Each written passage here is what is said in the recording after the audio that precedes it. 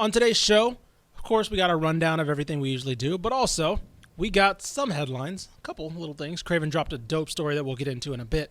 But first, I do want to get into it's semifinalist season. As everybody loves in August, it's watch list season, right? Where 3,000 names, every single player in college football is nominated for a watch list, and every SID blesses that they have content for a week.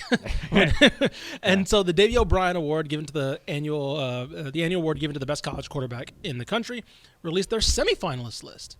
And we got 3 representatives from Texas. Let's go. We got Frank Harris from UTSA.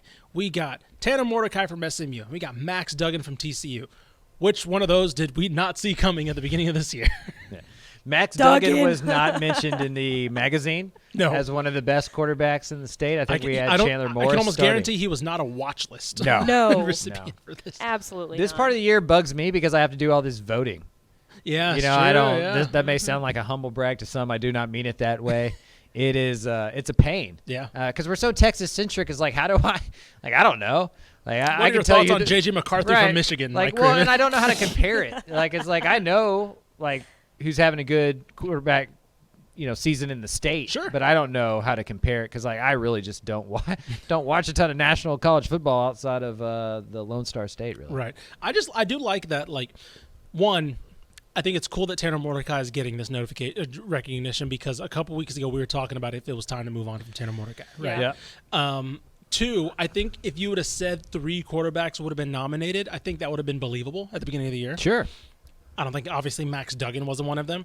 I think it would have been Clayton Tune. But also, I don't know if we expected this level of Frank Harris, right? Maybe. He was the one that I wouldn't have been shocked to see him on, but it might have been maybe we would have presumed a Quinn Ewers, right, maybe coming on. Yeah. But I think Frank Harris elevating his game even more from what it was last year, which was still one of the best players in the state, one of the top quarterbacks in the state.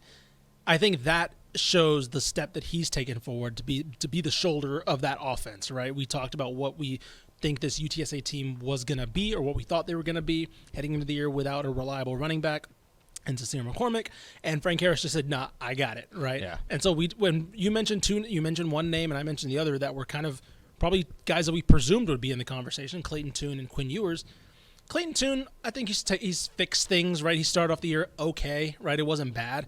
And then after the bye week, he's looked really good. But as kind of the hype with Houston's gone down, he's kind of been a victim of that kind of sailing off. And, of course, Texas with what's going on. It shows how much expectations matter because Tanner Mordecai is having about the same type of year that Clayton Tune is. Sure. Yeah. But 6-4 at SMU feels a lot better than 6-4 at Houston, so it feels like Clayton Tune's having a disappointing year. And as a team, they are. Yeah. But Tune's been pretty good.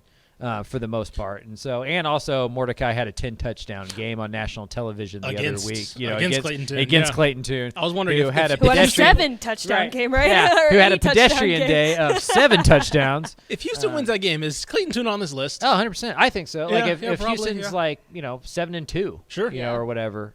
So yeah, I think a lot of it has to do with like what we think that they're going to be and how they live up to that or don't live up to that. Sure.